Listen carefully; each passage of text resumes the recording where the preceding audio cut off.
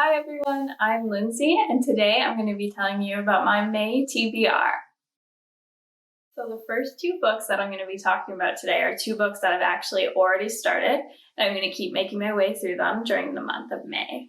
So the first book that I'm going to talk about is A Clash of Kings by George R.R. Martin, and this is the second book in A Song of Ice and Fire series, or Game of Thrones, as many people know it. I started this book in January and I got about halfway through and I had to take a little break, but that's okay. I still really like it.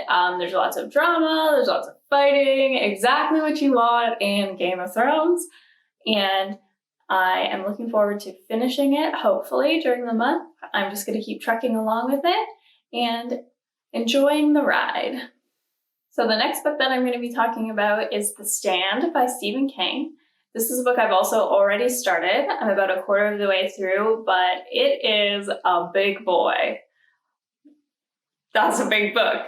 So I think this is just going to be a slow journey for me, which is totally okay. I am enjoying every minute of it. I love Stephen King, so I can't go wrong. I know. This is about a virus that kills 99% of the population, and it's actually a military-made virus, which is not a spoiler. It's on the back of the book. I know we're going to follow some survivors of this virus. I haven't gotten to that part yet. Like I said, I'm only a quarter of the way through, but there's lots to go. So I'm really interested, and honestly, I'm most interested in the 108-year-old woman who builds a community for the survivors. I think she's going to be fabulous, and I'm super excited to see what is in store for the rest of this book. So the next book that I'm going to talk about is Conjure Women by Afia Adekora. This is actually the Barnes & Noble Book Club pick. They have a live show for it on May 4th, so I'm super excited about that. So I'm hoping to read this early on in the month.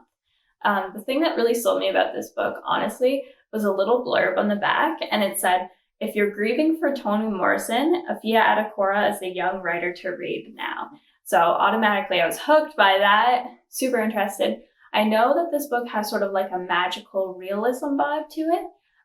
It's kind of whimsical. I know there's strong bonds between women, and there's healers and some sort of curse, but it also takes place in the South during and after, and I believe also before actually, the Civil War. So I think it's going to be really interesting because I think there's going to be sort of like a magical aspect to history, and I think that'll be really cool. So the next book that I plan on reading in May is House of Earth and Blood by Sarah J. Maas. I'm actually buddy reading this with some friends, so we're going to talk about it as we go, which I'm really excited about. I don't know too much about the actual plot of this book, but I kind of want it to be a surprise. I know there's a little bit about demons, and I think werewolves. I hope werewolves. We'll see, I guess. I know it's an urban fantasy, which I really like, so I'm very excited to read this and to see what happens. Honestly, this will only be the second Sarah J. Maas book that I've read. I'm kind of like overwhelmed by the length of her books and her series. So I think starting with the very first one and not worrying about like the second one right away will kind of make this more manageable for me. And I think that'll be really helpful. So I'm really excited about this. So speaking of my fear of commitment to series, the next book I'm going to talk about is The Titan's Curse by Rick Riordan. This is the third book in the Percy Jackson series, and I've never actually read the Percy Jackson series all the way through. I just read the second book, and I absolutely loved it, so I don't want to wait too long between the second and third books, so I'm hoping to read this one this month. I know that it has something to do with Percy going to save Grover. Big surprise. And I'm super excited about it. Honestly, I love middle grade. And I think right now it kind of gives me sort of like a nostalgic feeling, even though I've never actually read it. So I think that's really special when a book does that. And I'm super excited to continue on with this.